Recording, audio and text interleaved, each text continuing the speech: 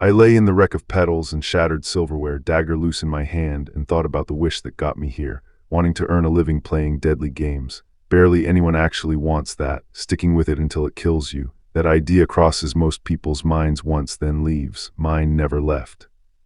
17 years old, occupation, death game participant. That was the file the world always opened on me, like I hadn't spent every waking hour trying to be more than that line. A world of games, they called it. Games didn't kill people. Losing did. The tall mirror caught me first, the maid pressed close behind me, in a room drowning in lace and guilt that I definitely hadn't fallen asleep in.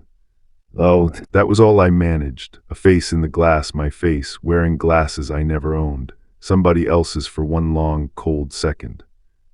This time it's a maid outfit, I said, smoothing down skirts I hadn't picked, already running the tally of every costume this game had put me in before this one. Behind me, another girl caught sight of me and went. Ahead of us stood a door too tall for the room it sat in. A huge door, I said, and reached for the handle anyway. I eased the door open, and whatever was making that racket wasn't good. Yuuki, where are we? One of them screamed, loud enough to rattle the chandeliers nearby.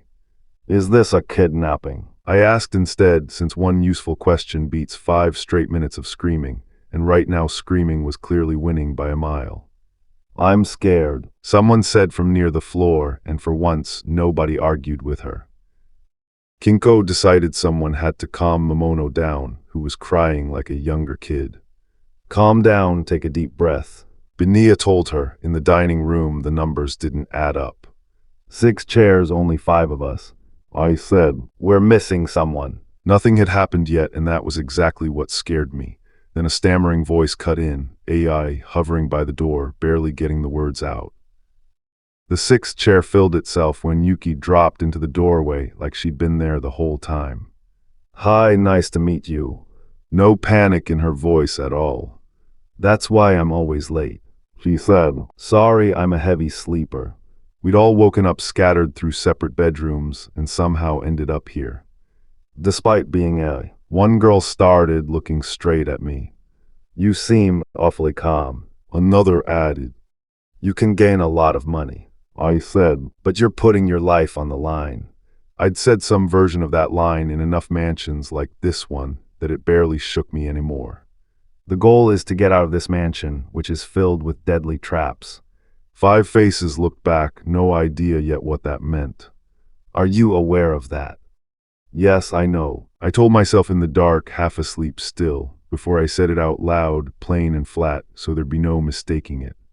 This is not my first time. The room went quiet, then lit up. So there's someone with experience, lucky Tilda.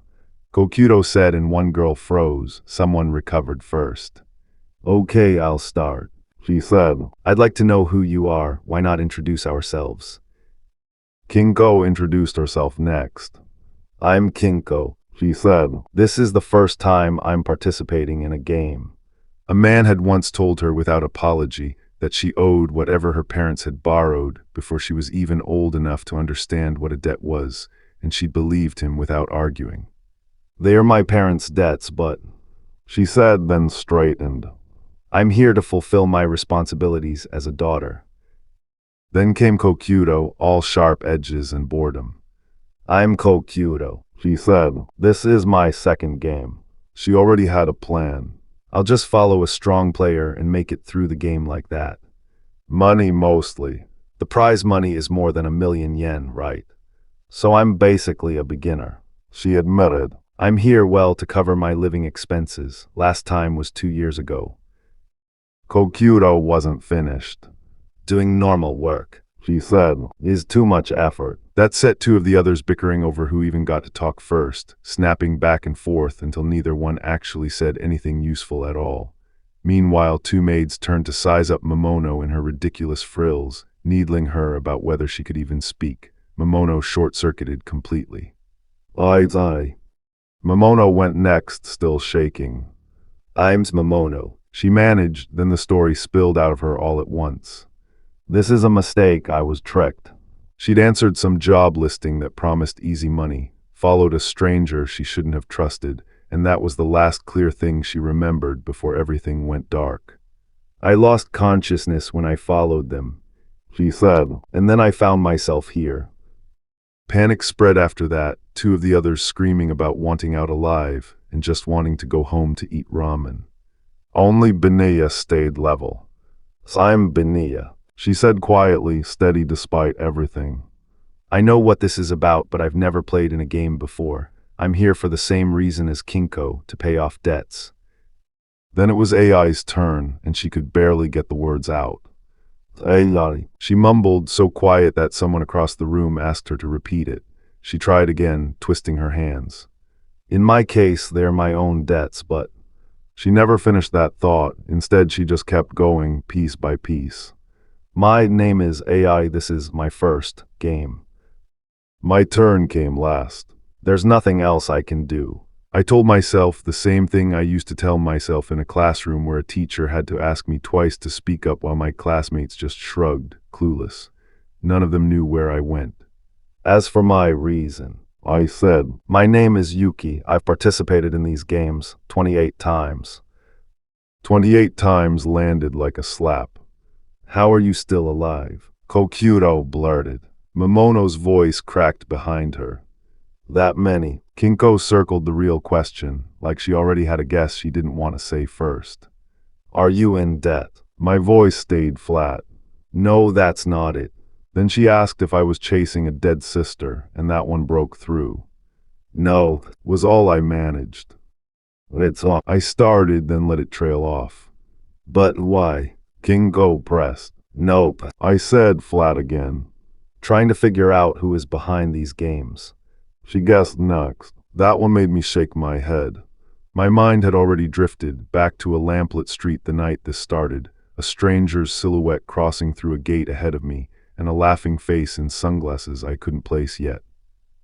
Maybe deep down I'd been waiting for something to take seriously, some life that wasn't just drifting and aimless. Then one memory surfaced, one I still don't love revisiting. A fight in an old game, a blade in my hand, someone under me who didn't get back up. The more I played, I said into the dark. the more it came to me. I felt like I was built for it. I said, In my case, it's this. People want to compete in what they're good at, and I finally found the thing I'm good at. my hand came up calm, steady. And I have a real goal now. The room waited. To win I said, 99 games consecutively. My purpose in life I said, is to keep playing these games. I started without any real reason for it, but now I'm actually proud of what I'm doing with my life. Then I turned practical. I've got more experience than any of you, I said, so let me help you escape starting from here. AI just blinked at me, stammering, Anyway. unsure what to say next. I'd talked too much, I realized. Still, it needed saying. This isn't a fight between us. I told them. It's an escape game. We cooperate and we try to get out with everyone alive. Kokyuro looked at me like I'd grown a second head. So what now, Miss 28 wins? She asked, dry as anything. We explore. I said. We found one door that wouldn't budge. This room's the only one that's locked. I said. There's probably a key hidden somewhere. Let's search for it. Then I laid out rules. Avoid anywhere that looks suspicious. Surviving here means being a coward and thinking twice before every move. If something feels wrong, say so immediately. Let me tell you what to keep in mind. I said, gathering everyone close. Stop. The word left me before I'd even decided to say it. It didn't matter. Something came apart behind me anyway, a flash of white and a scream of tearing metal, loud enough that the others flinched back. When the noise died, there was just a cane lying broken on the checkered floor. I turned around. Whatever had just happened, none of us were ready for what came next. Everyone flinched at the noise, and no one blamed anyone for it. This place is full of deadly traps. I told them. It's of advantage to be pessimistic here. Keep that in mind and your chance of survival will be higher. Expect the worst. Be skeptical of everything. Then came the rest of it. Stay close to me. Don't leave my side. I'll go ahead and also. A wire snapped past out of nowhere and took a chunk of Momono's hair instead of her throat. She just stared at the fallen strands. How do you know where it's safe to go? Benia asked, voice steady even though her hands weren't. From experience. I told her. Painful experience. That was as far as I got before something small latched onto my leg. Oh, AI's whole face crumpled against my sleeve. you said we shouldn't leave your side. She managed between breaths. I tried to stay close. Sorry, She added, barely audible. what's wrong? I asked her. No need to apologize. Kinko watched the whole thing with her arms crossed. Them, She said. that's cute. The others piled in around us without a word. Someone hauled AI off my arm with a thud, and the rest stood back poking fun instead of helping. You're quite popular, Yuuki-san. Kokyudo said, flat as ever. My face was already burning. This is fine, right? I muttered to myself, then I went ahead like I'd promised, and something down the hall pulled a laugh out of me. Oh ho. I said. Behind me, the others traded confused looks. We split into pairs and swept every room in that wing, checking under beds, behind wardrobes, inside drawers that hadn't been touched in years, and every mirror that looked like it might swing open into somewhere else. Nothing turned up. We've checked all the rooms, Benia finally said. but didn't find the key. Exhaustion sat heavier on us than the silence did. Maybe we need to find something else, not a key. Momono offered. Did we miss something obvious? Benia asked. I shook my head. That's why the key is usually easy to find. I said. The highlights of these games are the deaths, not the puzzles. Kokyudo walked up before the words even settled. What are you all talking about? There is a room. Benia told her. We haven't checked yet. Oh, the dining room. Benia said, leading us through the doorway. It's not a safe zone, right? I asked, already bracing. Nothing jumped out at us. Sorry for wasting your time. Momono said, deflating. No, it was a solid idea. I told her. We would have noticed if there was a key in here. On second thought, we've been in this room for a while already. AI checked the corners anyway. There's, She said. nothing. Want some snacks? Kinko said, holding out a tray like we were at a picnic.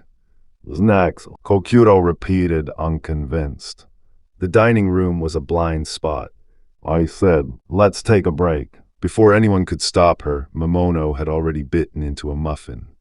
Stop joking. Benia snapped. Who would eat these suspicious? Oh, AI's voice cracked over the rest of us. I bit into one of the untouched snacks before anyone could stop me. Benia reared up on all fours, gasping. hey, is it really okay to eat that? Yes, I said. It's delicious. Doubt wasn't going to stop me. Logic was on my side. It's here in case we get hungry during the game. In this kind of game, it's very unlikely for the food to be poisoned. Benia wasn't done. She reached toward the table like she meant to stop my next bite. Yuuki-san, there's a strict line between what's acceptable and what's not. She said. Even though this is a game where lives are in danger. Then quieter. You might say this, but maybe you're hiding a method to tell which snacks are safe. No, I'm not. I said around a mouthful. Hiding anything. Benia's eyes went wide. Behind her, the others flinched, one gasp rolling into the next down the table. Chewing didn't stop me, stubborn as always, until my teeth caught on something that wasn't cake at all. Everything on my face changed at once. This has never happened before, and it's driving me nuts. AI groaned while Momono added. What kind of game balance is that? Everyone besides me is basically a beginner. Kokyudo said flatly. Kinko just waved a hand. You're too cautious anyway. At least Kokyudo had done this once before, I thought. Then my tongue found metal. The key. Someone caught on beside me. Blind spot. My stomach dropped. Kinko laughed first. Haha. Plate still in hand, she held up what we'd actually found, an ornate bone-pale key, catching the light. It really was in a blind spot. She said, turning it in her fingers. That our hands have already been this close to it, who would have thought? I held the key up and felt something shift in the air around us. Whatever it was, someone else felt it too. I heard the gasp before I understood it. Oh no. Then Benia's voice cut through everything, sharp with panic. Kokyudo, get down. The warning came a half-second too late. Something shot out of the wall in a streak of silver, chain rattling behind it, and for one frozen instant all I could see was Kokyudo's face, eyes blown wide, no time left to move. Heko. AI's hand flew to her mouth. Momono just stared, frozen. The chain hadn't missed, it had hooked into Kokyudo's collar and yanked her clean off her feet, dragging her up into the dark before anyone could grab her back. Hug. Someone kept asking, like repeating it might undo it. What? I couldn't even manage that much. The chain didn't stop when it caught Kokyudo. It hauled her clean off her feet before any of us could move, and the whole room went dead quiet. My legs wouldn't work. Kinko was the first to speak, flat and unreadable. It's a common scheme, she said, staring at the empty space where Kokyudo had been standing. Beniya held Momono steady and said what none of us wanted to hear. The most dangerous traps are near important items. That's exactly why it hit the second the key came loose in my mouth.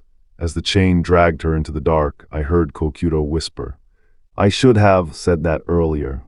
Then AI grabbed my arm. Yuuki-san. AI found her voice first. About that thing. She started but couldn't finish. Kinko just looked at the empty doorway. There's nothing to do. What do we do with her? Beniya asked. That girl. Kinko didn't blink. We have to leave her here. It's not like we could bury her in this building. Kinko's voice didn't change. The only thing you can do is pray for her, but I wouldn't recommend it. I forced myself to move, and when I checked the mechanism, the chain had torn loose. A whole ring of ornate keys came away in my hand. We can probably open the door with this, I said, and hated how steady my voice sounded. Despite that, we kept moving. Someone said it out loud, the thing I'd been thinking since the chain took her. From this point onward, we're entering a cruel world with no time for prayers. I understood then that grief was a luxury none of us could afford in here anymore. Kinko's question landed heavier than anything the trap had done. Do you have the will to continue? Still, all of us had put our lives on a mere game, and for a long moment nobody answered. Then the door slammed open, and there she stood, dress soaked dark, something sharp still clutched in her hand. Is she really dead? Kokyudo asked like it was a joke only she found funny. Beniya went white.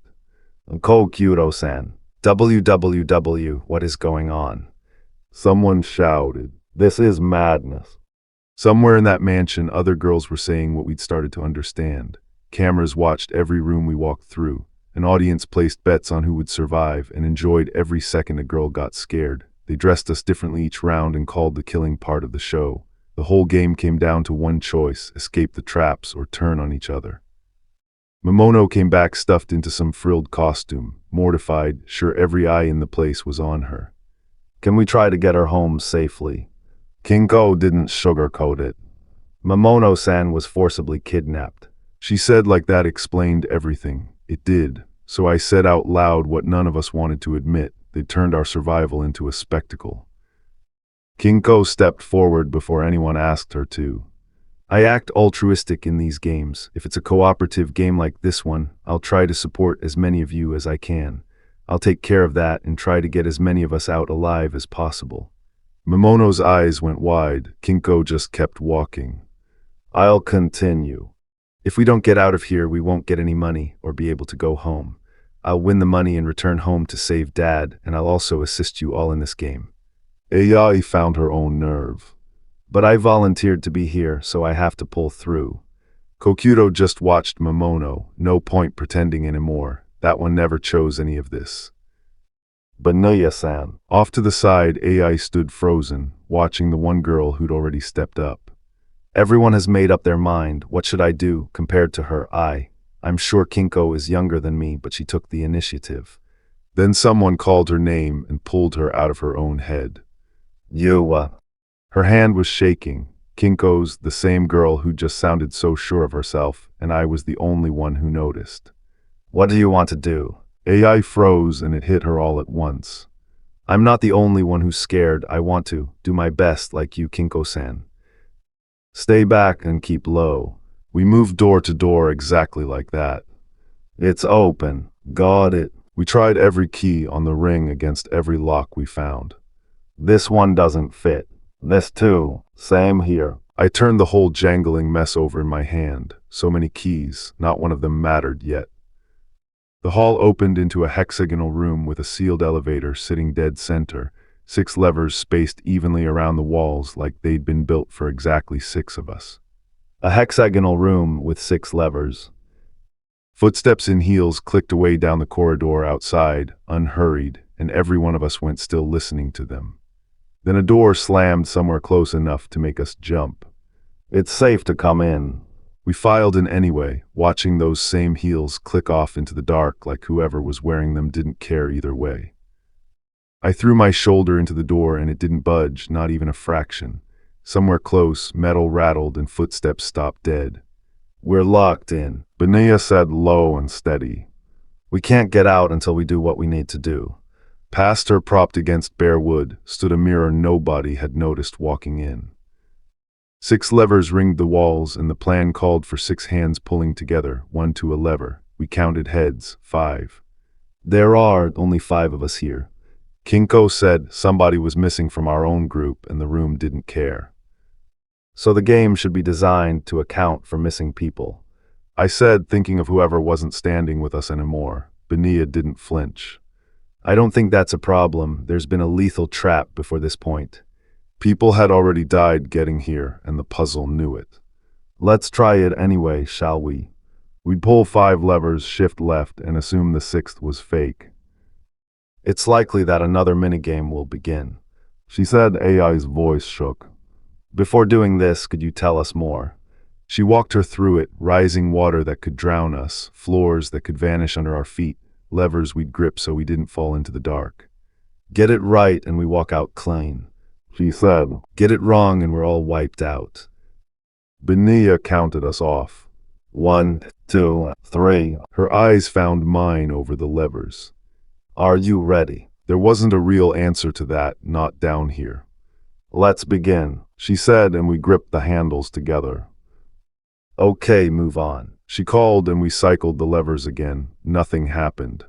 Next. Nothing. Next. Nothing. Next. 5 pairs of hands weren't enough for a room built around 6. As expected, we needed a 6th person we didn't have. Let's gather, she started to say, then stopped. Something shifted beneath us with a metallic scrape. It all failed. She whispered. Chains rattled loose from the wall and locked around our wrists before anyone could pull free. Handcuffs. The puzzle hadn't ended. It had just changed shape.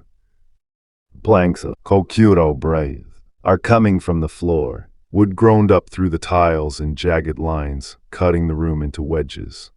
The room is being divided. AI cried. I looked down in time to see the floor split open right where I stood, and something underneath it move. The trap didn't wait for us to finish arguing. Chains dropped from the ceiling like teeth, and every one of us froze. Then someone screamed, and I realized the sound wasn't going to stop. A chain around my wrist wrenched me straight up off the floor, and the first sound out of me was pure animal fear. New. Behind me, the other girls were already scrambling back. What the hell is this? No. Saw blades are coming down. Yuuki-san. Truth is, I already knew the trade-off cold. Raise the lever and the cuff bit down tighter, close enough to take my hand off. Lower it and the cuff loosened, but never enough to slip free. I know. I'll get chopped to pieces and die. Then my fingers found something a cuff shouldn't have, a groove, a notch. A keyhole. It can be unlocked. Somewhere in my sleeve was the same ring of keys I'd used to get into this room in the first place, and this many might be enough. Key after key, and every one of them failed. Not this one either. It was only a matter of time before one finally turned. I'm free. The click was clean, but the grinding hadn't stopped anywhere else in the room, which meant unlocking my own cuff had only killed my own blades. So that's how it works. Hey, listen to me. One of the others was still staring up at blades crawling toward her own hands. But how do I get the keys to them? The other 4 need to unlock their cuffs too. Then I spotted it, a gap low on the wall, dead center of the room. I'll hand the keys through there. Unlock yours the second the blades stop. Through the gap, I fed the keyring toward whoever was waiting on the other side. More hands than I expected closed around it at once, clawing past each other in the dark. Great. What? The keys slipped from one grasping hand to the next, passed in a scramble, nearly gone into the dark more than once. What? Don't fight over it. Somewhere above the chains, a voice called down through the noise. You can all make it in time. It said, if you calm down and work together, so stop fighting over it. Below me, Kokuto wrenched at a lock. Got it is Benia's. Then I caught sight of a hand that didn't belong. Through the gap, I heard Kokuto's cuff click loose. It's open, she said and didn't stop moving. I need to hurry and unlock this so I can hand over the keys to the next girl, she told herself. Then I heard it too, that voice, low and broken. Momono was crying. No, wait, Kokuto said, the keys still in her fist. There is something I can do for her, Kokuto said, more to herself than to me. I have the keys and it should be possible to give them to her directly. She twisted around against the chain at her wrist, reached past the gap between them, and pressed the keys straight into Momono's shaking hand instead of passing them down the line like we'd planned. Through the gap, all I saw was tangled hands. 4 of them when there should only have been 2. Why are there 4 hands? Kingo gasped. Benia was already free, so whose hand was reaching into that lock? I watched Kokuto's fingers wrapped around Momono's wrist and understood. She was playing favorites. The voice returned, flat and almost bored. The chance that everyone survives is already 0. It said. They lost a lot of time fighting over the keys. Quieter now, almost gleeful, it added. The question is who will die. Through the gap, I spotted the 2 who hadn't been reached yet. Kingo, Ayali. Both of them mouthed the same word over and over. Kai's. AI stretched until her shoulder screamed, but the keys sat just out of reach. I can't reach them with my size, she said, voice cracking. I'll die. Blades kept dropping closer with every second. I have to grab the keys now or else. Then her eyes caught the lever beside her. That's it, she breathed. If I use this lever. But pulling it meant someone else would pay. Someone else will end up as a sacrifice. AI realized, hand hovering. If I'm the one who takes the keys next. Her voice dropped to almost nothing. I don't want to die, I'm scared. She pulled anyway. A blade caught her arm. It grazed me. For a second, AI just blinked, dazed. What? Then it hit her all at once, the mutter tumbling out before she could stop it. Keys, I need the keys. Her eyes went wide with something close to shame. Why didn't I get them?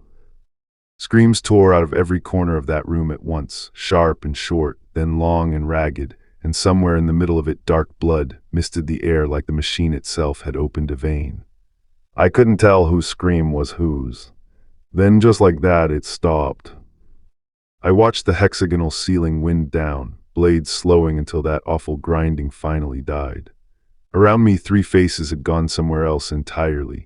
One hand clapped over mouth, one head bowed so low her bangs hid everything, one stare fixed on nothing at all. Whatever had happened, none of us had watched it happen to her. Kinko wouldn't stop saying it, breath ragged, folded in on herself like she was trying to disappear. Sorry. Benia went pale before she even finished the sentence. What's that? Kinko's right hand was gone. She'd cut it off herself right there in the dark just to slip free of the lever. I stared at the mess where her hand used to be, and it looked wrong somehow, wrong in a way I couldn't name yet. White was all I managed. Someone else said the part I couldn't. Is it not red? This method, Benia said, is used to reduce the gore. People are watching this. Players who die in these games end up like that. She nodded at a shoe left smoking where a person should have been. Preservation treatment, she called it. Our bodies had already been modified during transport, long before we arrived. That white stuff, Benia said, has been in AI's blood since the start. It thickens the moment it hits open air. That's why nobody bothers stopping the bleeding anymore. I thought about the preservatives, about bodies that wouldn't rot even if left behind for good. No body odor either. She added. It doesn't smell. An urban legend. Benia said, trailing off. So it's not just. She never finished it. Behind her, Momono gagged, doubled over like the thought alone was too much to hold down. Then a sharp mechanical click cut through the room, and every head snapped toward it. Across from us, the door was open. That seemed to hit them hard, I thought, watching the room go still. We had to move on. Past the door sat a sauna, then a locked elevator marked with numbers none of us understood yet. Benia murmured to herself, more prayer than plan. I hope I can reach my 28th consecutive win. Behind me, Kinko was still crying into the stump of her wrist. I'm sorry, I'm sorry. Two of us hadn't made it this far, and nobody said their names out loud, because saying them made it real, so we just kept moving instead. Momono stared at nothing, and that silence said more than crying would have. Well, we should. Nobody finished the thought. We just told ourselves the worst part was already behind us. Somebody pulled up the numbers. 6 of us had started this thing, and the survival rate across these games runs about 70%. Benia did the math out loud, calm as always. So considering our current numbers, the rest shouldn't be too hard. I wanted to believe her more than I did. Kinko. She flinched at her own name. Your missing hand will be fine. The game bragged about its own medical care. Missing limbs reattached without issue. Hair, skin, teeth, nails restored close enough to normal. Sometimes even organs, because of the preservation treatment already working through us. Once this thing ended, we'd supposedly get healed for real. An elevator. And of all things, a sauna. A menacing sauna. In a house built to kill us, I didn't know whether to laugh or brace for a trap. A sign by the gate spelled out the rules. Max load, 150 kilograms, 1 trip only. I guess we need to ride this thing to move on. We crowded onto the plate together anyway, and the whole frame groaned under us before a warning light flared red. No chance, as expected. If we're all around 50 kilos each, our total is around 200. 200 kilograms of us standing on a scale built for 150. If we want to get under the limit, that's exactly 3 of us. Nobody asked the obvious question out loud, which 3? The weapons on the wall behind us suddenly looked less like decoration and more like something we might actually need. So that means we have to leave one of us behind. Nobody moved. None of us argued either. Is that right? Oh, no, don't jump to conclusions yet. Before anyone could stop her, Kinko was already moving, her chair scraping back hard enough to make us all flinch. Kinko, I'll stay behind. I chased her down the corridor, past the wall of mounted blades glinting behind the glass, my legs burning to catch up before she did something I couldn't undo. Hey, what are you doing? She didn't stop, didn't even glance back. Kinko. The lock clicked shut before I reached it. Wait. Then through the door, her voice came out steady. You 3, please go ahead. Kinko just stared through the glass at nothing, silent, while Benia and Kokyudo came skidding around the corner behind me. W what? Kinko's voice broke through the door next, flat at first. It's my fault. Then it cracked wide open. That Aoi-san is dead. Kinko pressed her hand to her mouth, choking on it. Then she screamed through the glass. I have to die too. Her voice dropped, steadier and worse for it. I must atone with my life. The handle wouldn't give when I grabbed it. It's locked from the inside. Benia and Kokyudo arrived behind me, breathless. This is bad. I slammed both fists on the glass. Come out, idiot. Nothing moved on the other side. Damn. I turned, scanning the room for anything heavy enough. It's no use. I need something to break the glass. Through the pain, Kinko's remaining hand closed slowly around something I couldn't see. Soft footsteps stopped behind me. Momono-san. Momono wrung her hands, unable to look anyone in the eye. Kokuto just watched her fumble, unmoved. What's the problem? If she wants to die, we should let her do so. Benia said nothing back. Her face had already gone still. I watched Kokuto's face and knew exactly what was going on behind it. It's fine. We three should get out of here. That's what they were thinking, whether they said it out loud or not. Without warning, arms wrapped around Momono from behind. Oh well, hiya. Kokuto tilted Momono's chin up with 2 fingers. How cute. What? She leaned in close and let the next part hang in the air on purpose. If Kinko dies here, Momono-san, think about it. Momono's mouth fell open and nothing came out but confusion. Kokuto's mouth kept moving, but the words never reached me, just silence where they should have been. Momono blinked, lost, then shook herself out of it. What? I watched her cross the room on quiet feet, one careful step after another, straight for the nightstand, until her fingers found the drawer and slid it open. Benia didn't wait for anyone to talk her out of it. Okay, was the only warning I got before she dropped through the gap above and drove a drill straight into the door Kinko had barricaded. Kinko's voice tore through the wood. What are you doing? I told you to go ahead. Beside me, Momono flinched. Oh no. Benia forced her way past me and grabbed for her. Kinko. Kinko fought the hold, blade still in her fist, screaming back at all of us. I'm fine, I don't care if I die, just leave me alone.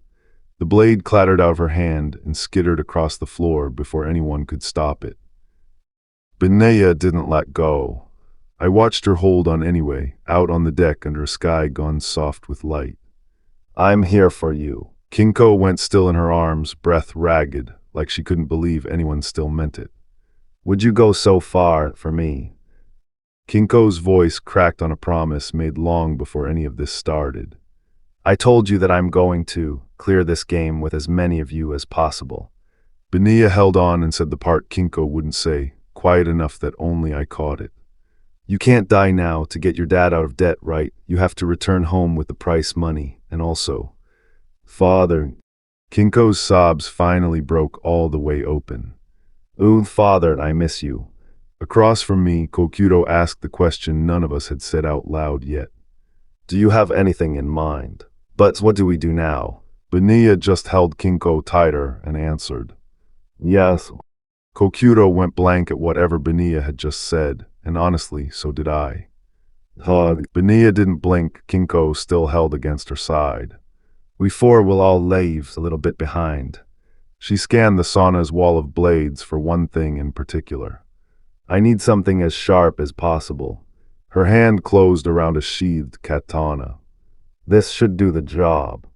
Benia raised the sword level with her own face, close enough that I felt the air move.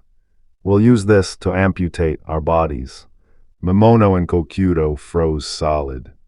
Hiya. Somewhere the game itself seemed to announce it right back at us, gleeful, calling it an exceptional freak show, a human body-cutting performance. The math was cold, 50 kilos ahead, and I didn't like where it was going. The elevator only allowed 150 total. Even if we ignore Kinko. The barrier was getting under that number at all. Too heavy for that. You two are still. Kokuto turned it on Benia herself. Benia-san, you're 180 cm tall, right? Your overwhelming reach in the hexagonal room gave it away. We were over the weight limit without Kinko. Someone called out Momono's body. What a voluptuous body. Benia already had the math ready. Drop 25% each, sweat off another 5 in the sauna, and losing one leg alone sheds 20%, enough to squeeze 4 of us onto a 3-person elevator. Please tell me it's a joke. She begged. Of course not. She said. Is that fine for you? I know how to do this. She said, raising the blade. I promise to cut off any part in one strike. It'll get reattached, no need to worry, we have the preservation treatment. Help me, Benia-san. That doesn't make sense. Benia didn't stop. My arms and legs have been cut and reattached multiple times. She said. Now make up your mind. Then Kinko screamed. Why me? She screamed, gasping for air, gripping the blade like it might bite her back. Just do it, she told her. I can't cut off my own leg. She said. Someone leaned in close to fill me in. She wants to cut our bodies with blades and sweat the rest out in the sauna. That's why she dragged Kinko out of hiding against her will. If Kinko dies here, Benuya said, you die too. And somehow she still played the hero. Then the blade came down and Kinko's scream tore through the room.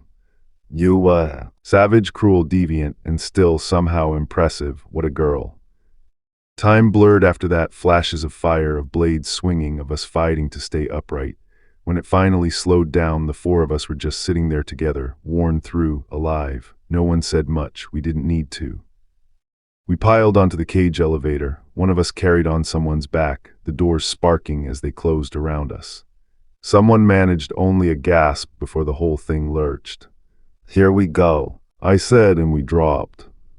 Someone breathed, moving. The whole cage groaned into motion, and we felt it drop beneath us, gears grinding somewhere below. For 1 second, two of them just looked at each other and laughed, quiet, worn-out laughs. Then we hit the bottom and collapsed right there on the floor, weapons scattered around us, too wrung out to move. That cage lurching into motion was the first breath I'd let myself take in what felt like an hour. And that's the kind of moment I live for, digging through these fragments. I break down a new one of these every day, so stick around for the next one. The laughter came in relieved little bursts, the kind that means we're still breathing. Then someone turned quiet. Hey, Kinko, I said, soft. When you get home alive, what will you do first? No one answered right away. We just sat there, torn up and alive, next to the sword that had gotten us this far. Once we got home, that was the question I put to everyone. One of the others said she just needed to take out the trash before it became a real problem, and insisted she wasn't joking. Then I turned to Kinko. I'm doing this for a living, she said. I've lost track of what day it is. Is tomorrow Friday? Her real answer came slower. I want to pay back what my father owed, she said. And then I don't know. Behind us, someone needled Momono for being too soft, and she pouted right back. Why are you making fun of me? I only had one thing left to tell Kinko. You should be more selfish. Kinko turned the word over like she'd never been allowed to use it. Selfish. Then quieter, she promised herself she'd try. When I return home alive, I'll do my best to be that way. Someone spotted the exit ahead, and we moved for it together. The door wouldn't open. It won't open, I said. Beside it, a sign lit up, 3 silhouettes, 2 already crossed out. Only 3 of us could go through this time. Then a warped voice cut in halfway through, a warning. We have to. Human shape doesn't mean just because the lights are. It cut off in a scream. The fight turned messy fast, and I went down hard. Somewhere in the scramble, one of them realized out loud that everyone in the room was still a beginner. Everyone but her. Momono's voice cracked through the chaos. Yuuki-san. I didn't have breath to answer. Someone bolted through before the count could drop any lower. The sign clicked again behind her, 2 shapes crossed out now, only 1 space left. Her hand shot to her collar like something had grazed her on the way through, and when she looked up, all she found was open sky. How bright, I said, throwing a hand up to shield my eyes. 2 strangers stood waiting in the doorway. One of them laid out the odds without being asked. Survival sat around 70% normally and dropped way lower for anyone who still counted as a beginner. The 2 strangers didn't even bother lowering their voices, calling one more body exactly what they'd expected all along. Nearby, one of us knelt in the wreckage, sword still in hand, holding what was left of someone who hadn't made it.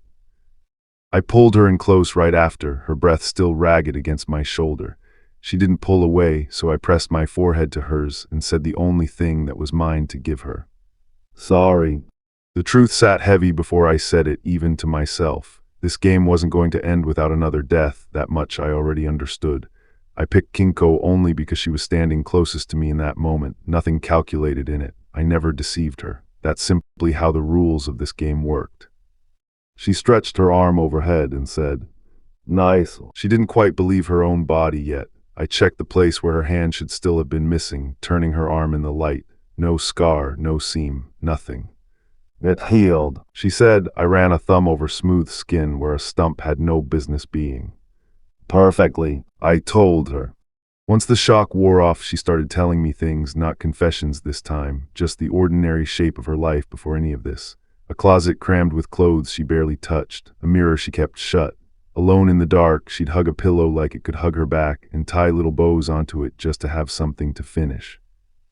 I reached it. She told me, holding an old phone like it might crack. 28 wins straight in some game with a rabbit-eared character who only ever called her master.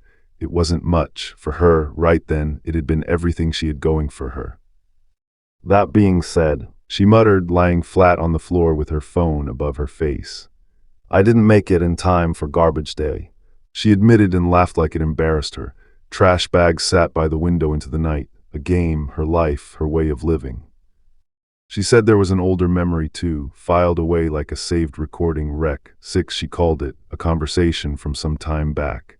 In it she's younger, in a wide-brimmed hat, saying flatly, "My goal is to reach 99 consecutive wins in these games." Someone off to the side just asked, why, and all she had back was, "Hug." They rattled along together in the back of a supply cart, and her companion, watching her, thought only 2 words, weird girl. The memory ended on Kinko's face afterward, wet and unreadable, staring past everything. 99 wins in a row sounds like a small thing to want. Hearing her tell it, I didn't think it was small to her at all. The dream slipped away before I could hold on to it. I woke up starving at 2 in the morning, my room buried under trash bags I still hadn't taken out. The 9th game was the absolute worst one I ever played, but this wasn't that night yet. "I'm hungry," I mumbled and grabbed my phone anyway. I went out for ice cream, walking home past empty streetlights with a grocery bag swinging off one hand. Nothing about that night felt different. Then a black car pulled up to the curb behind me and its door opened. Whoever stepped out wasn't lost. They were looking for me. A woman in a long coat and wire glasses stepped out of the car like she already knew me. "Yuuki-san, sorry to bother you so late at night," she said. Agent, I thought, the word landing cold in my chest before she even explained. "You've been invited to participate in Candle Woods," she said, then quieter. "Are you ready?" I didn't need to think about it. "Yes, I am," I told her. "You can take me there right now." Light swallowed everything, trees and sky and all, and when it let go of me I hit the ground gasping, a set of bunny ears already sitting crooked on my head. The costume was somehow more humiliating than the last one. "This outfit is embarrassing," I said, tugging the ribbon at my throat, my name flashing under me, player name, Yuuki. The girl beside me only managed to strangled. "You, before muttering, This is worse than being naked. Even that school swimsuit from 3 games ago was better." The tree line opened onto dozens of us, same bunny ears, same forced grins, same discomfort. "So many people," I said, mostly to myself. Someone walked up beside me before I finished the thought. "Good morning," she said. I managed, still catching up to where I even was. She perched on a stump like she owned the whole clearing, curls spilling over her shoulders, and looked right at me. "Master," she said. A tag confirmed her name under her, player name Hakashi, not a nickname I'd chosen, just something she decided to call me like it settled something between us. "That doesn't suit you at all," I told her, flicking her corset frills. "Same goes for you." She shot back. "It's been 3 months. How many games are you on now?" "Probably less than 10, 6, 7, maybe 8. "As expected," she sighed. "Start keeping track of your record." "Where's the problem?" I said. "It's going fine like this." Hakashi waved it off. "The pool game wasn't my last." Then quieter. "I'm still at 96. 3 short of the number she chased." "What about you, Master? Did you already clear 99? No answer came. 99 was everything to her. "I won't rest in peace if I die without enough preparation." Hearing it out loud, I made a note, watch her. Turned out to be nothing dangerous, just some stuffed thing shaped like a tanuki, already kicked apart while we searched it for a hidden item. "We wouldn't have done that to a wolf. Or a turtle." I had to ask why a tanuki got to be fair game. There's an old folk tale where a rabbit kills a tanuki. You're uneducated. So, what kind of game is it this time? I asked. Hakushi just smiled, the kind of smile that meant I wasn't going to like the answer. To put it simply, it's hide and seek. Hide and seek. In these games, that was never as simple as it sounded. The rules came fast. We, the bunnies, had one job: survive 7 days straight to clear the game. The stumps, the seekers hunting us, cleared it by killing 5 rabbits each in that same week, and the stumps came equipped: axes, guns, a saw, a blade, whatever it took to hit their quota. 6 hours, they told us, until the game began. Somewhere behind us, someone pointed out that the stumps could kill rabbits just fine. Stumps weren't living beings, came the answer. We couldn't hunt them back, not really. Then the clearing opened up, and it was packed, bunny ears as far as I could see. How many are here exactly? I asked. 300 rabbits, 30 stumps, the biggest game I'd ever stood in. Most of them are probably beginners. I said. No, that's wrong. Hakushi said, somewhere off to the side. Another voice muttered that they'd pulled in a lot of people for a game like this. Hakushi knew nearly every face in that clearing. Only that group over there is newcomers. She said. Maybe 30 people. Do the math, and that meant something ugly. Over 200 people cycling through these death games, again and again, calling themselves regulars. Oh, really? Was all I managed. There are so many fools, Hakushi said, who risk their lives for a few million yen. Like you want to talk. I shot back, but she had a point about who these games pulled in. Thrill seekers, people done with living, killers who liked that here it was legal, and some, hardest to believe, just kept playing, for no reason at all. I looked at her and knew exactly what she was. You're one of those. There was no trophy for this, no payout waiting at the end. But there's not even a trophy or extra money on the line, right? You're talking about 99 wins. I don't understand you well. True, but it'll be a new record. As far as I know, the current record is 98 wins.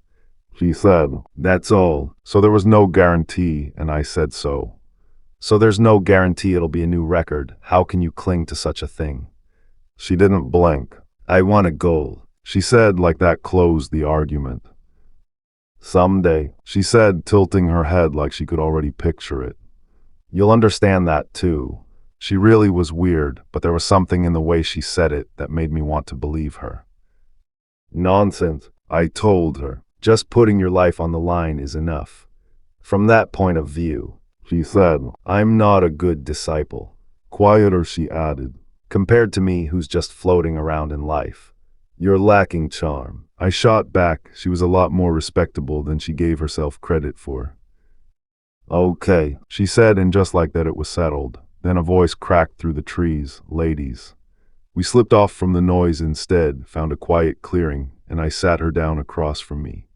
Let's talk about this game. I said if we were doing this, we were doing it smart. It's not realistic to expect all of us to escape the stumps.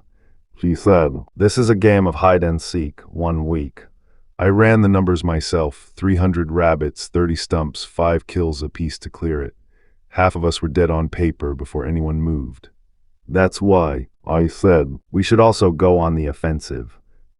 And kill them. I said. We'll steal their weapons. The more stumps we take down, the fewer predators are left hunting us, and our survival rate climbs. She went quiet, working through it. So, if we killed every last one of them, it was theoretically possible to end this thing with 0 casualties. Somewhere in the dark, past a stone wall, one of the stumps stood, breathing herself steady, slow and deliberate, gearing up to come find us. I planted my feet anyway, threw my fist into the air, and said the only thing that felt true. Let the cute bunny counterattack commence. Hakushi fell in step right behind me.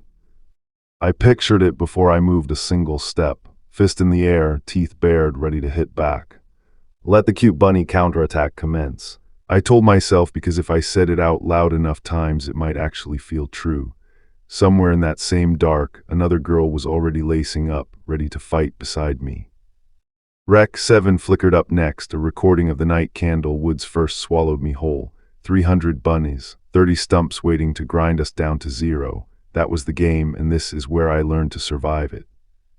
Before Candle Woods, there was another game, another snowy town crawling with things that wanted us dead. Hakashi found me in the middle of it and dropped straight to her knees. I have a wish, she said. I want to be a strong person, regardless of appearance. Please make me your disciple. I just blinked at her. Hug. Around us, snow-white bodies littered the plaza, more than I'd bothered to count. Hakashi looked at the wreckage and went pale. I can't believe how many you killed, she said, and then she grabbed for my sleeve. Let me stay with you. Please teach me your skills. I didn't have an answer ready. I want to be like you. She finished, sitting cross-legged next to me under the tree lights like the massacre behind us hadn't happened yet in her head. No answer came from me, not yet. Later, alone in an empty hallway, I let out a breath I'd been holding since the moment she found me. Another round, another face I hadn't met yet. She had twin buns and no nerves at all. Hello, nice to meet you. I'm Mogi, she said, like we were meeting at a bus stop instead of a killing ground. What kind of game is it this time? Around 30 people. Behind her, a line of silent faces waited for the rules. Somebody said one word, stumps. A clock on the wall read 6:02 and kept climbing. Then a face split open in the bark of an ancient tree and laid it out cold. You 30 stumps are the seekers. The game you're playing is hide and seek. Kill 5 bunnies each and you clear it. Fail and the device in your body kills you instead. You have 1 week. Weapons were already waiting for us on the table. 10 of each weapon laid out like party favors. A pine cone that was really a smoke grenade. A bamboo leaf that was really a 15-centimeter knife. A morning glory that was really a gun, 8 shots, no reload once they ran out. Excuse me, Mogi said, stepping up to look them over. I stayed quiet and just thought it through, so we were fighting in this one. The recording rolled on, and this time it was Mogi's night, not mine. Her new team stood frozen behind her, spooked out of their minds. We don't know what's going on, one of them said. How can you be so calm? Mogi barely answered.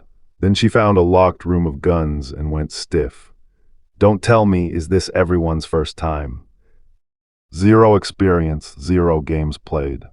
Mogi stared her new team down and asked the obvious question. You all don't know why you're here.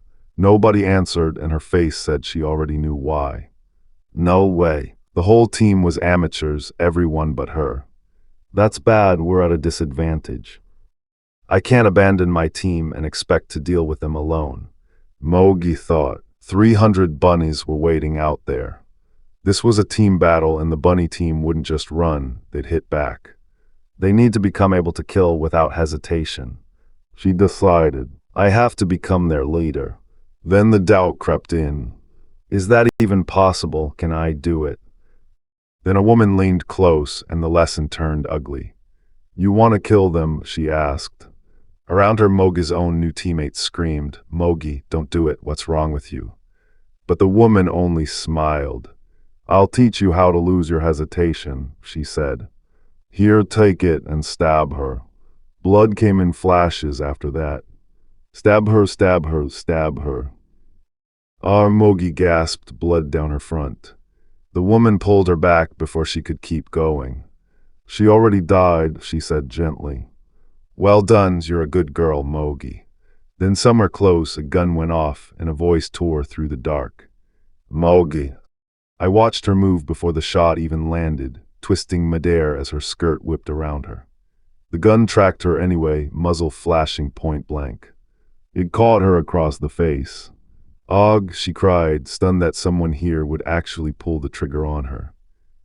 Mogi screamed and hit back hard. Whoever pulled that trigger went down screaming into smoke and didn't get up again. Her face went cold in the quiet after, all the fear from a minute ago just gone. The rest of the team stood frozen, hands over their mouths. Then a clock on the wall caught my eye. 6 hours left until the game started. We're running out of time, Mogi told them, leading her team down the dark path at a run. 5 hours and 47 minutes stood on the clock behind them. You're going to practice how to kill people, she said right now.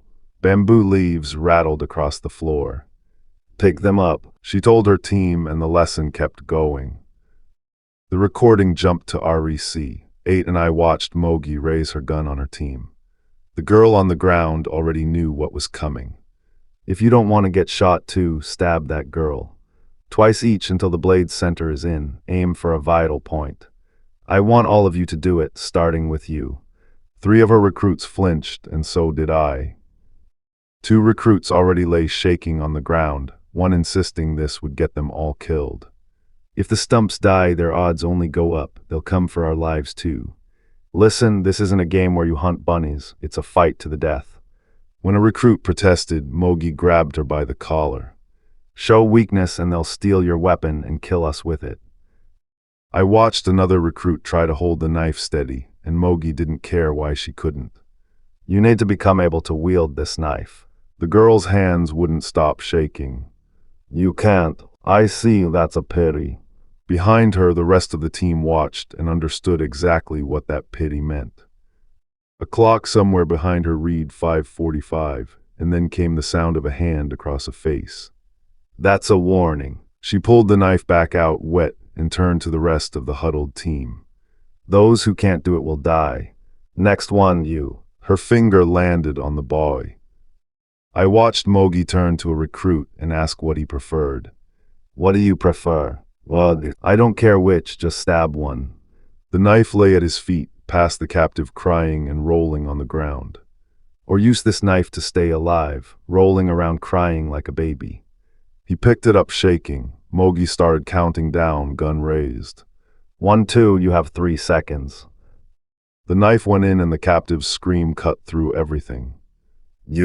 Great, once more, aim for the heart.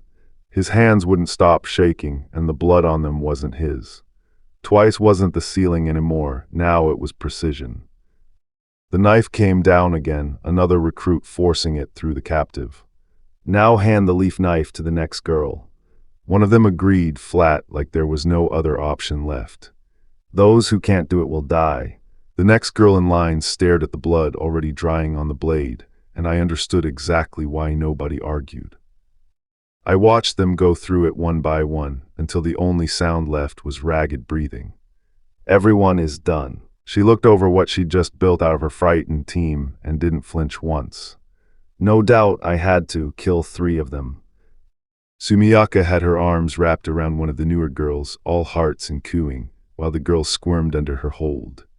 A little hug should be fine. Stop it, Sumiyaka, she snapped back, stuck at 29 wins and in no mood for comfort. Hakashi caught the number and tilted her head. Oh, you're at the wall of 30. It's no myth. It's a serious thing. It's what separates a simple veteran like me from a top player with 95 wins, like her. 95, my number out of her mouth like a fact everyone already knew. Then she trailed off like she'd felt something pass close by. I asked what we'd actually gotten out of the girl we grabbed. That we only got names from the interrogation. Oh right, she'd been terrified of her own leader and wouldn't give up anything else. The name of the leader of the stumps seems to be Mogi. The picture came together fast. Most of the stumps had 0 experience, and Kyuta's crew was nothing but first-timers, her and 2 girls who'd never done this before. So that means our side should be superior. Yes, but stay alert. The experienced players would lead this fight. Somewhere behind us, one of the others muttered he guessed he wasn't needed after all. Hakashi lit up like she'd already won. And above all, my master is here. Nearby, Sumiyaka just thought about standing there useless, doing nothing but watch. Out past the tree line, something laughed low and satisfied, almost like it belonged to me. Then Hakashi's smile dropped. Where did she go? They fanned out to find me. That girl, she had long, caramel-colored hair. She was with the beginners. One of them argued the shade was just plain brown before Hakashi cut them off. Yes, she was definitely here. Everyone. Instead of a lost teammate, they found me standing in the clearing, breathing hard, something wrong on my face. Master, I didn't explain myself. I just looked at what was left of the plan and threw it out. All of you get up, flee, our strategy is cancelled. Someone from their side rounded the tree and froze at the sight of me sitting there. Someone of the bunnies is. I didn't move, I just sat with it. What should I do now, what? Behind that voice, her own people were already admitting the truth. They'd killed too few bunnies, and 6 hours in, they'd already lost half their number. One of Mogi's rookies sat picturing her exactly as she used to be, glowing and certain, and asked without saying it out loud what she would do right now. Her team would still hold, the bunnies would be losing. None of this would have happened if she were here. Then the fantasy cracked. I lost, it's over. I can't call myself strong anymore in a situation like this. The recruit rushed to report to his squad, so focused he never noticed Eri, one of Mogi's rookie stumps, standing just behind the others. I have something to report. I found something strange. A teammate waved him on. Oh right, talk. Only then did he spot Eri. I didn't notice her. Then he gave them the report. I found a body without clothes. The despairing rookie floated a theory. Maybe she wants to fool both sides, a bunny who changed into a stump suit. The recruit shook his head. It was a dead stump, right next to it a bunny suit. He continued. We started with 30 people, a new face sneaking and wouldn't slip past us. One more thing. Something was off about the corpse too. It had been mutilated badly. Then the image cleared. The body had been sliced open and everything inside it, every organ, was spilling loose into the dark. Whoever done this hadn't just killed. Eri's face went rigid. She didn't say a word. She didn't need to. Eri pulled on the dead bunny's costume anyway and hated every second of it. This outfit is embarrassing. Tight clothes don't suit me. The recruit asked what was wrong. She tugged at the frills. I'd rather have loose clothes than this. Then the recruit asked something offhand. How tall was the dead girl? Around 170 centimeters. Eri blinked. Why, yes, I think so. Fabric tore behind them, the exact shape of the suit Eri had on. His face went white. He grabbed her hand. Run away right now. As they ran, the reason spilled out between breaths. Once that girl starts killing, she can't stop. Both ally and foe, she doesn't care which. At this rate, no one's getting out of these woods alive. Then I saw her, under the moon, walking easy between the bodies, humming to herself like nothing was wrong, the caramel-haired bunny herself. That was the maniac they were running from. One bunny, killing everyone she found. In this fragment, 2 bunnies I'd never met froze mid-step, breath caught, eyes locked on a dark stretch of trees where something was already closing in. She'll be here any second, one of them warned. Something screamed nearby. Another voice cut in, just get away from here. Then just a face, frozen, smoke curling at her cheek. The blast hit before the sound did, hair and ribbons ripping sideways hard enough to stagger them both where they stood in the open dark. Smoke, one gasped. Palm pressed to her mouth, she stared into a haze that hadn't been there a second before. Someone is attacking, she realized. The thought landing the instant, a sound like a blade slicing air, made her whole body flinch without warning. Who is the victim? Who is it the killer master warned us about? Then the fear that actually scared her. Don't tell me it's Master. I remember where the exit is, she said, already grabbing her partner's arm and hauling her back onto her feet before the fear could finish its sentence. Now is not the time to think about that. My own survival is more important right now. Let's go. It's on the other side.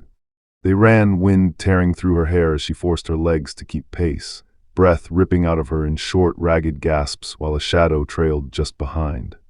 Then her legs gave out. She hit the ground hard, chest heaving, nothing left but the sound of her own breathing in the dark. While she lay there catching her breath, another face leaned into view above her, calm and unreadable, already past the point of arguing herself out of anything. I have to kill 5 bunnies. She told herself, the number landing flat and exact, like a countdown that had already started whether she wanted it to or not. Then she turned. She walked on into the fog, steady and unhurried, like something in her had already settled the question. One of them thought it plain and simple, the fear cutting clean through every ounce of relief they'd felt at getting this far. At this rate, my master would kill everyone before this was over. Somewhere behind them, a blade was closing the distance fast. Quick, quick! Feet hammered through the haze, and underneath, her own ragged breathing sat a fear just as real. There won't be any bunnies left to kill anymore. The recording jumped to a stump alone in the open, weapon drawn, Picking her way through a field the fighting had already emptied. Damn, I'm still at 0 kills. There are only dead bodies here. The ground erupted behind her, and she bolted without looking back. Then her face changed. I found a... She saw a girl standing in the dark, rabbit ears against her hair, very much alive. a living bunny. 0 kills wasn't going to stay 0, not if she had anything to say about it. She already had the gun up. I'll kill her, whatever it takes. The words came out through gritted teeth, sweat on her face, both hands locked around the grip like this single shot was the only thing standing between her and going home a failure. The bunny bolted through moonlit corridors of stone, and something cut into the wall just behind her, missing by inches. Damn, I can hear footsteps, she said, gun still raised. Another hunter pressed close beside her. Where is she? But the footsteps stopped coming from a person at all. Oh, All that noise had been some clawed weapon, planted in the dirt, ticking against stone like footsteps. a decoy. She said, and understood exactly how far behind she'd let herself fall. The bunny was already on her, grabbing her gun arm from behind before she could turn. Ugh, when did she get behind me? The stump gasped. Ugh, it hurts. Whatever plan she'd walked in with was gone. This was just a fight now. A shot went off wild between them. The bullet didn't hit her. The stump realized, still locked in the grapple. My ears. The bunny wasn't letting go, and every second the stump spent fighting free was a second she wasn't finishing this. They tore at each other in silence, all elbows and gasping breath, neither one letting go. Then the stump wrenched free and staggered back, chest heaving, staring the bunny down like she still hadn't decided if this was a fight she could win. The footage picked up mid-throw. Blood sprayed from the stump's mouth before she even registered the hit, and she went down hard, sound blurring around her. She staggered up anyway, sweat cutting through the grime on her face. She's strong, Was the only clear thought left in her head. Backlit in the dark, the cornered bunny looked nothing like an easy first kill. She's more experienced than me. The stump admitted. In close combat isn't a fight I can win. She broke off running, drawing her last 2 guns. Range was the only edge left to her now. Still at 0 kills, she ran the halls chasing an unarmed opponent, hating herself for how hard this was. What am I doing? She's unarmed and I still can't close this out.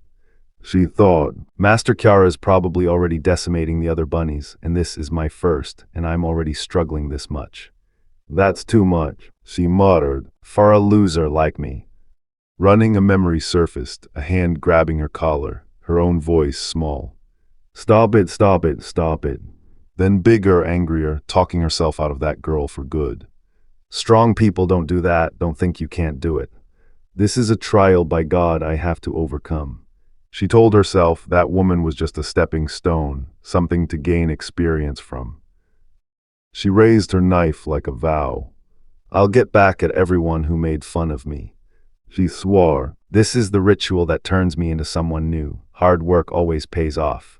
Blood and grit streaked her face, but her eyes had gone flat and certain. I won't lose, she said, quieter now, like she needed to hear it out loud. Locked together again, she forced the words out through gritted teeth. Won't lose here, I'm Kiara's disciple. She meant it as a threat, then something went wrong fast, whatever advantage she'd just won gone. What? Was all she managed before her fist came away red, and whatever she'd been holding hit the floor in pieces. How does she have 2 of them? The stump thought, stunned. Did she loot a corpse? Then the cornered bunny hurled one, a smoke bomb shaped like a pine cone, and the room went white. She just took my vision. The stump thought, groping for her own. Calm down. She'd started with 3, but she only had 1 left now, because the bunny had stolen the other 2 off her back when they first clashed. She fired blind into the smoke, chasing sound. Is she running away? Confidence crept back in. It doesn't matter if she smoke screens or circles behind me. She told herself. Range still favors me. Then footsteps closer, wrong. Coming closer again. The bunny wasn't retreating at all. She was lining up a strike at her back. I watched her raise both guns cocky, sure the fight was already over. No matter how good you are, there's no way you can win against two guns without a weapon. Then something made her flinch. Somewhere in the smoke, the cornered bunny realized it too. The gun she dropped earlier was sitting right where the stump had just wandered. Gunfire tore through the dust before the stump even saw where it came from. 3 shots, maybe 4, and she went down hard, her own gun skittering out of reach into the wreckage. She lay there afterward just breathing in out, trying to remember how she'd lost the exchange that fast. Then it turned into a beating. Something hard cracked across her shoulder and she screamed, caught another hit square in the face, and folded. Her bow came loose, her hair caught the wind, and she barely got a groan out before the next blow landed. I saw the bunny's eye up close, cold and unreadable, gun held tight against her own body like she wasn't taking any more chances. Then she fired again, point blank, and the stump's head snapped back under the impact. No hesitation this time, no mercy either. Trying to act like an adult, she said, standing over the wreck she'd made of her. Tusk. Whatever composure she had left cracked straight into contempt. Don't make me laugh, the disciple of that homicidal maniac. She couldn't do anything, how pathetic. You're not cut out for these games. She spat and drove another blow home. Get back to the real world, that's where you belong. Each word landed like another hit, and the stump had nothing left to answer with.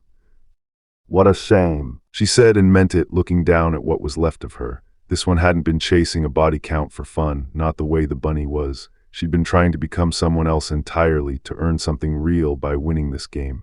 She'd given everything she had. It still wasn't enough to land a single hit. And I destroyed it.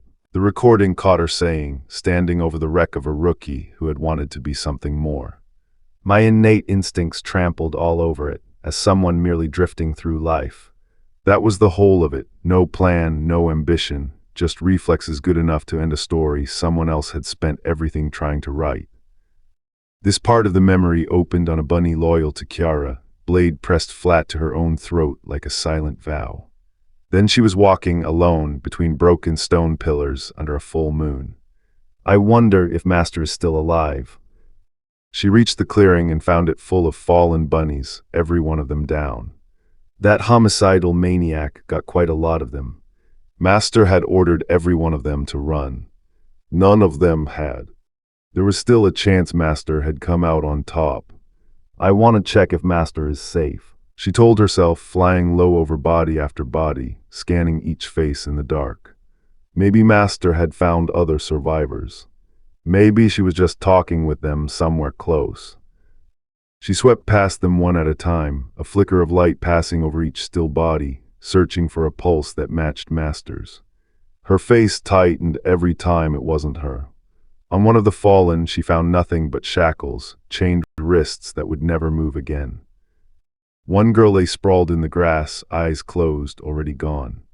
I can't focus, the searching bunny admitted, staring too long at a face she didn't recognize. Then she was on her knees again, reaching for the next one, refusing to stop. Get her dying face out of my head, she thought over and over. I can't. She pressed a hand to her own mouth and kept walking anyway, deeper into the trees, chasing whatever was still glowing up ahead. The devastation swallowed the whole clearing, trees stripped bare, ground scorched white in every direction. Near the wreckage sat a small hooded figure, hugging her knees like the carnage around her meant nothing. Amazing, she said, isn't it? The recording finally named her. Player name Kiara, the same Master everyone had been asking about, sitting alone in the ruin she made. The one who did this, the searching bunny whispered, stepping closer. Are you? I watched the fragment settle on the searching bunny standing in front of Kiara, forcing out the question she'd been dreading. She killed my master. Kiara didn't even blink. Yes. Then the searching bunny noticed what Kiara had on. Are you wearing stumped clothes, so why, you're a bunny, right? She pressed further, unwilling to let it go. What about you, isn't it embarrassing, your outfit? Kiara just shrugged it off. I prefer loose-fitting clothes. You pretended to be a beginner. Yes, but in my mind, I am a beginner. It's only my 10th game after all. Something else nagged at her. There shouldn't be anyone. With 10 games on your record, there should be someone who knows your face. How did no one recognize you? After all, there were 300 bunnies here.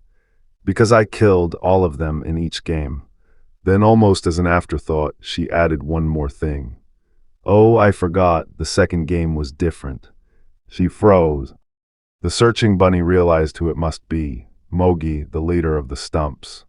Mogi is the only survivor. She was a good girl.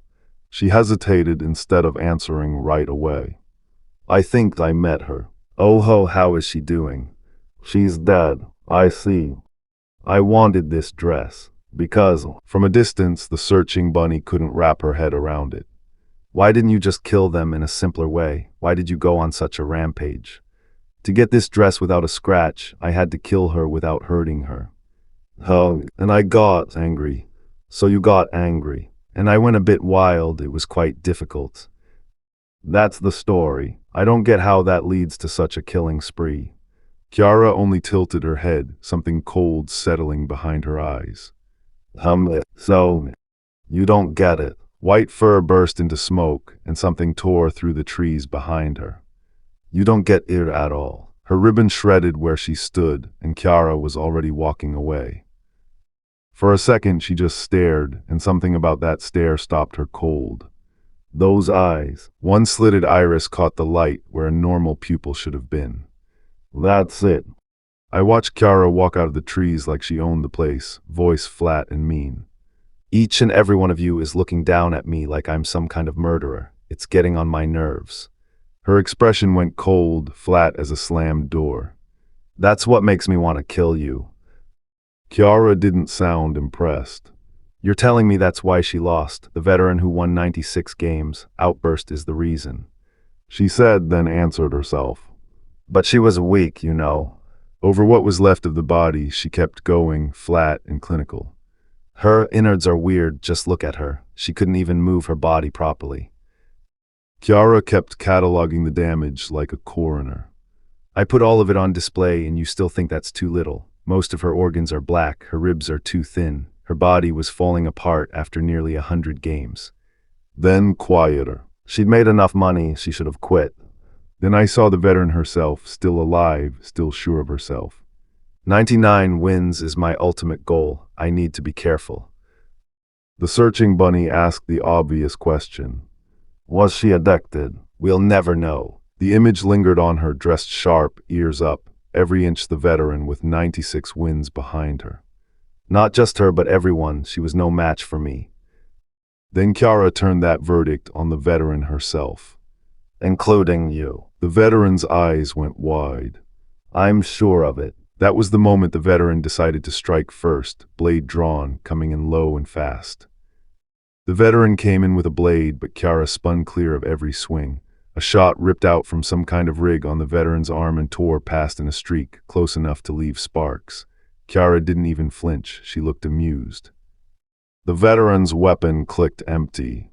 Damn, I'm out of ammo. That should have been the moment it ended. Instead, she went straight into Kiara with her bare hands and blade work, trading hits at close range, blood already flying. The kick connected clean, and for a second Kiara actually laughed.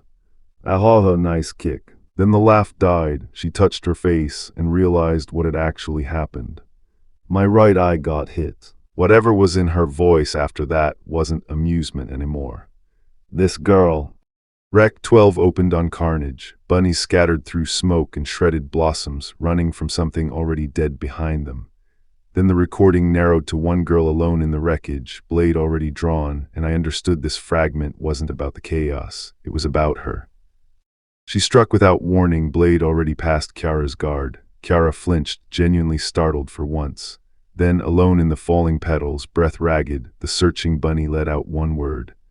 Kiara didn't touch the wound, she just grinned. A sudden attack, she said. I like your guts. The searching bunny went still, guard raised, but the attack stalled. Kiara didn't press her. She just closed the distance through the blossoms, knife hanging loose at her side. You're not like the others, she said. Your senses are sharp. Then she leaned in close, smiling wide. Just like me, right? You're enjoying this world. Kiara kept going, giddy on her own words. No annoying rules. She said. This place is the best. You can kill disgusting people, and sometimes cute girls admire me for it. No one blames me for my actions. Then quieter, almost gentle. This is the only place for us. Deep down, Kiara said. You're feeling it too. Alone in the dark trees, the searching bunny gave her flattest answer yet. I would be happy to die here. Kiara stared at her, silent for a long beat. She already knew the girl was wrong about herself. The recording jumped through time, echoing both their voices. Kiara had said these words herself once. This is the only place for me. It's fine to die here. Then the searching bunny answered past that despair. I want a goal. By the end, they stood together in the rain, each landing her own line. I'm proud of my life. I've decided to live here. Kiara reached out and tilted her chin up. One day you'll understand it too, she said, then something else surfaced in the recording, plain white text on black. That's the story we need. The searching bunny flinched at it, voice cracking. Then louder, sharper. I'm not like you. She stood up in the wreckage light, ears sharp against the dark, and threw the words back at her. I'm her disciple, she said. I'll inherit her will. Then quieter, teeth gritted with something like grief and hunger both. I'm going to clear 99 games. The veteran's nerve finally cracked. There's no way, she said. I'll lose. 96 wins had worn her down to nothing, and she knew it better than anyone. But broken isn't the same as finished. She lunged, grabbed Kiara by the face, and dragged her blade across her eye. To a punk like you. Kiara just smiled through it, blood already welling at the corner of her ruined eye, like the cut barely registered. The veteran didn't stay to see what came next. She turned and bolted, ears flattened, smoke and torn leaves kicking up behind every step. She didn't get far, a cry ripped through the smoke and she dropped for good, ears crumpling into the dirt. Off to the side, the veteran's own disciple was already working out why.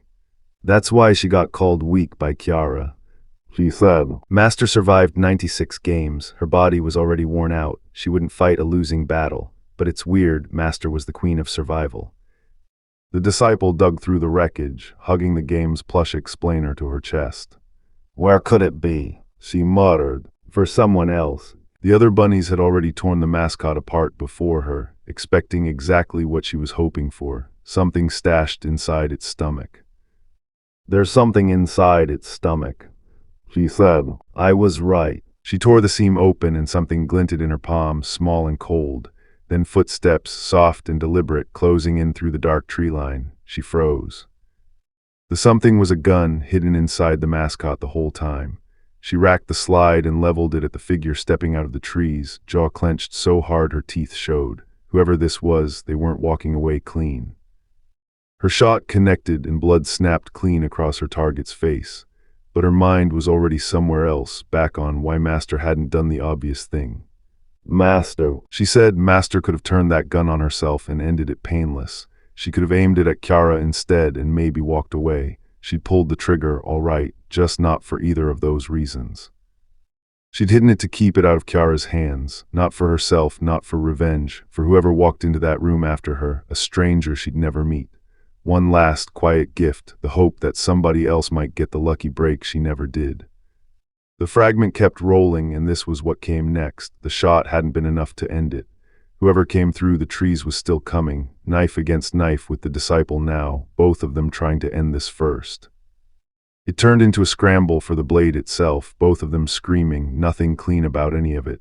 Somewhere past the tree line, the woods just kept going, indifferent to all of it. Then the disciple's fist connected hard and the fight tipped. It kept going past the point where it needed to. The disciple drove the knife in again and again until the other girl stopped fighting back somewhere in the middle of it. When it was finally over, all either of them had left was a short, exhausted breath. For a second the two of them stayed tangled together, hair and cloth and blood all one shape in the dark. Then the disciple was alone. She sat back against nothing, blade still in her hand, and just breathed. That was the price of whatever she'd been chasing when she pulled that trigger. When she caught her breath, the disciple wasn't finished. She spotted a stump boy nearby and called out, easy as anything. "Wanna fight?" He didn't answer right away, just stared, before pulling his own blade and getting to his feet. No, it's fine, he said, quiet. I already killed 5 people. That was his quota, game over for him. Well done. The disciple said and meant it, then almost laughing. Well, The exhaustion caught up with her too. I'm fed up with it. She admitted and just sat there. He broke down right there, hands shaking around the hilt. I don't want to be involved with these games anymore. The disciple looked down at him, small and spent under the tree, and let out a short, hollow laugh. Ha. It wasn't the sound of someone who disagreed. She stretched out in the dirt like she had nowhere else to be, finished pretending any of it made sense. I can imagine, She said, eyes closed, one girl dead behind her, and no telling how many days of this still lay ahead.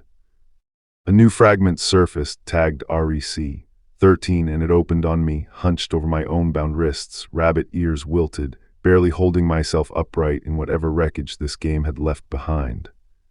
Candle Woods, it turned out, was the game with the most players ever and the worst survival odds of any of them. 330 people went in, only 3 walked out. My card came up first, player name Yuuki, real name Yuki Soramachi. Next came Eri, real name Eri Hidos, sitting alone in the dirt, not a mark on her, staring at nothing.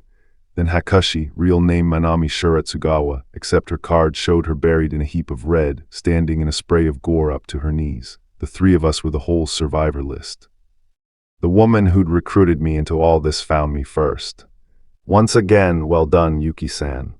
She scooped me up like I weighed nothing. It didn't seem like anything would happen anymore, so we ended the game early. She found Eri next, pulled her right out of the underbrush like nothing here was strange. Who are you? Well done, Eri-san. The game is over, Hakushi-san. Eri still didn't buy that it was over. Can I really go home? Of course, Tilda. Then she turned to the last mound of red in the clearing. You no longer need to play dead.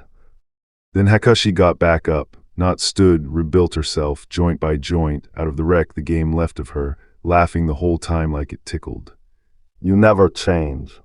You must have undergone body modifications, outside of the management's jurisdiction. I always wonder how you manage to stand up, even though your bones, muscles, and organs are destroyed. That marks 96 wins. Congratulations. Well, you probably can't speak in that state.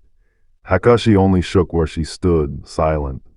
I'm looking forward to it, just 3 more to go. Then Hakushi said the one thing none of us saw coming.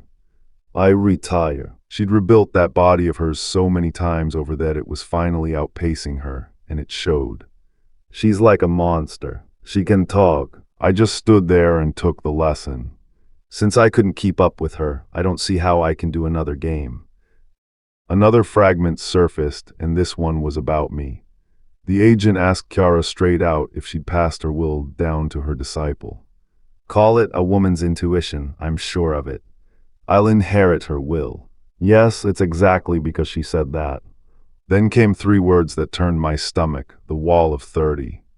Whether I'd make it past 30 games was apparently the thing worth worrying about. Kiara admitted she'd struggled too, once. There's a name for it, apparently. Veterans who cleared game after game with ease, watching their odds collapse right around their 30th. Why does it exist? Does the management intervene? I figure right now is a good opportunity to ask. Management itself answered back, dressed like royalty holding court. Of course not. We're very happy when new star players emerge.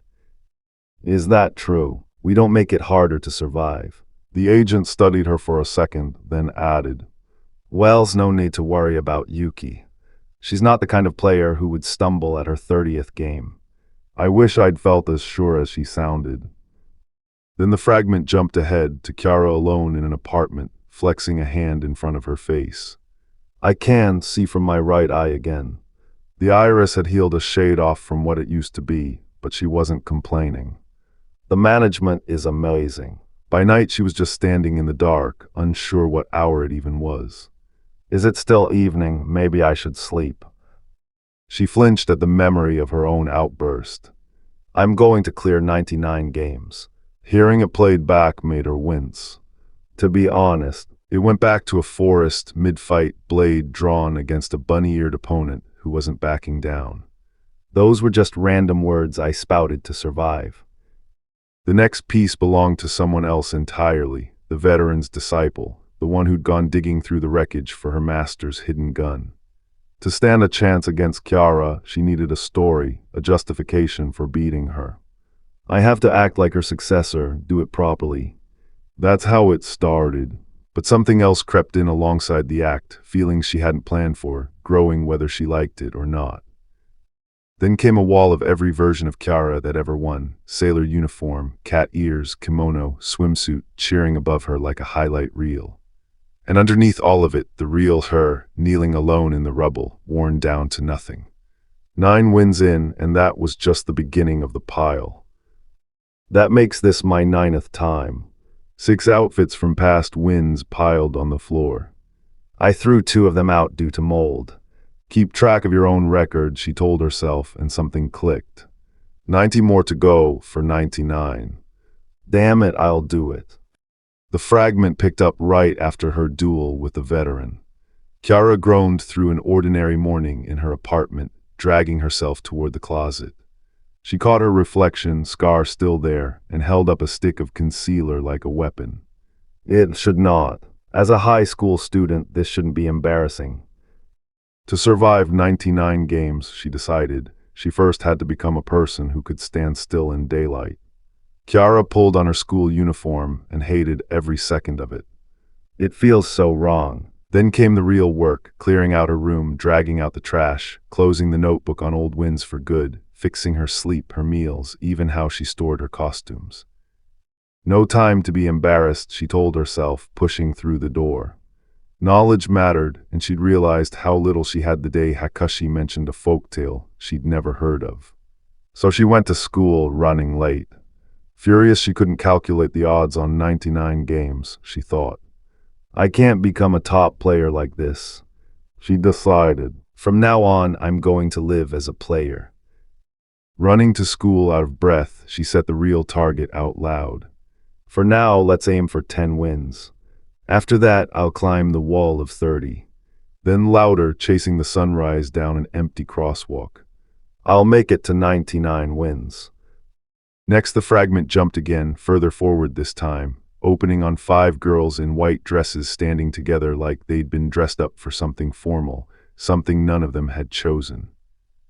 The countdown clock over my head read just past 5 hours, ticking down inside a room called Scrap Building, Game 10. Still half asleep, I stretched and groaned before even looking around. Down below, one of the other girls stirred too, blinking at the wreckage scattered around us. Being first to wake felt wrong the moment it registered. Around me, the others were still out cold in the wreckage. Then one of them stirred, all elaborate blonde curls, sitting up with a startled. Whoa, It slipped out before I could stop it. her curls are awesome. I couldn't resist. Wanna touch? I said, reaching for those ridiculous curls, and got smacked away for it. Up close, her hair really was beautiful, blonde and glossy, and I leaned in again anyway. That was a mistake. She whipped around, sent me flying, and I landed hard enough to yelp. Ouch. She blinked awake, glaring at me. Who are you supposed to be? A nameplate blinked into place beside her, Miss Hiro. I still had my hand half raised from touching her hair, and she looked like she wanted it gone. And my name is Yuuki. Nice to meet you. Miss Hiro's voice cut through the wreckage. Girls, wake up. One by one, the rest of them stirred awake around us, and their names flickered up beside them like status tags lighting up in the dark, one after another. Kadoha, Kato, Chai. Let's follow the protocol and start with introductions. Most of us are already acquainted, though. Huh, really? I was the odd one out here, and everyone in the room already seemed to know it. Then I'll start. A countdown glowed on the wall behind her, 5 hours and falling. You are the sole stranger. So I gave it to them straight. My name is Yuuki. This is my 10th game. It's been a while, but my skills will still come in handy. Is that all? Nothing about me had landed yet. It was the first time anyone had asked me that. Miss Hiro pressed on. That helps determine how to handle you. What skills and abilities do you possess? I'm bad at anything needing knowledge, never went to school. but I'm decent in close combat and good at finding and disarming traps. Allow me to go next, satisfied. I understand. That's fine, I suppose. Miss Hiro straightened, sweeping her curls back like she owned the room. You may call me Miss Hiro. Today is my 7th game. I'm gifted with superior leadership abilities. That's why I usually coordinate the players. Pleased to make my acquaintance. Then she turned to the girl beside her. Go ahead. I'm Kadoha. This is my 5th game. I think I might be of help when it comes to intelligence. Miss Hiro cut her off cold. To think you might be able to help is not enough. Kadoha flinched like she'd already heard that lecture once about confidence, about how there's no room for hesitation in games of life and death. Sorry, that's all. The bubbly one bounced in next. Name's Chai Tilda. This is my 4th game. She tapped her chin, thinking it over. And my skills, how should I put it? Like a jack of all trades. I can kinda do everything, but nothing extremely well in particular. Nice to meet you, Tilda, something like that, Tilda. Last to introduce herself was the girl with the twin buns. I'm Kato. This is my 6th game. My speciality is to quickly figure out which players are winners. Kadoha's eyes narrowed at that. A mindless follower. Kato just smiled wider. Pleasure's mine. Someone had stocked those packs for real survival: knife, rope, medicine, rations, water. Then a folded page turned up blank. What's this? I muttered. White paper. Not a single word on it. Sitting alone in that hallway, flipping through empty pages, I clocked something else missing. A flashlight, gone from a bag that had everything else. A 6th player, maybe. Anyway, Miss Hiro said, pulling us back together under the clock. I'll be the lighter as usual. Miss Hiro said. Is everyone all right with that? No need to think about it. I said, arms crossed. More importantly. But Kato, Chai, and Kadoha were already answering. He, of course. Yari, yes. All right, then let's. Miss Hiro started and I cut back in. No objection, but the majority has decided, she said, moving on before I could finish. So why should you be the lighter? I asked. I've played the most games, Miss Hiro said. Oh, that wasn't a reason, just a number. Can you tell me your real reason? I pushed. She kept walking, unbothered. The number of games isn't the issue, she said. My fit for the role, the trust placed in me. Surviving and leading are 2 different skills entirely, and also, don't you think so? Miss Hiro said, glancing back at Kato, Chai, and Kadoha. They all know me. It's more reassuring to have someone familiar lead you. Furthermore, I don't trust you, I said flatly. She just laughed, soft and short. Your moves aren't refined at all, she said. You don't look like someone who made it through 10 games. It's hard to believe you're decent at close combat, Miss Hiro said, considering how easily I overpowered you earlier. Not at all, I shot back. Are you calling me a liar? I just believe that. The sentence hung there unfinished. Her choice of words grated, but she wasn't wrong. Your words don't match reality, I said, and we moved on down the hall. She had plenty, none of it as a leader, I thought. Games played and leadership skill aren't the same thing. I hadn't played since Candle Woods 3 months back, and this time I'd made sure to look like a total beginner. Back then, I approve of you as our leader, I said. All right, Miss Hiro. She went quiet. I have to admit I might be weaker right now. I still think games played and leadership aren't the same skill. And I'm about to find out how wrong that assumption can get me. New recap drops daily, so subscribing means the next one just shows up. I didn't know yet how wrong I'd turn out to be about her, but that's a fragment for another day. I put a new one of these out daily, so subscribe if you want it to find you. 5 votes, 1 decision. Then Miss Hiro said, it is unanimous. She stood at the center of us, hands on her hips, grinning like she already owned the place. Whatever waited past that door, we were walking in with a leader now. Shall we begin the game? She asked, and the clock kept counting down behind her. Would you have voted Miss Hiro leader on experience alone, or backed Yuuki's read that games played doesn't equal leadership? Would you have backed Miss Hiro's leadership on reputation alone, or made her prove it first?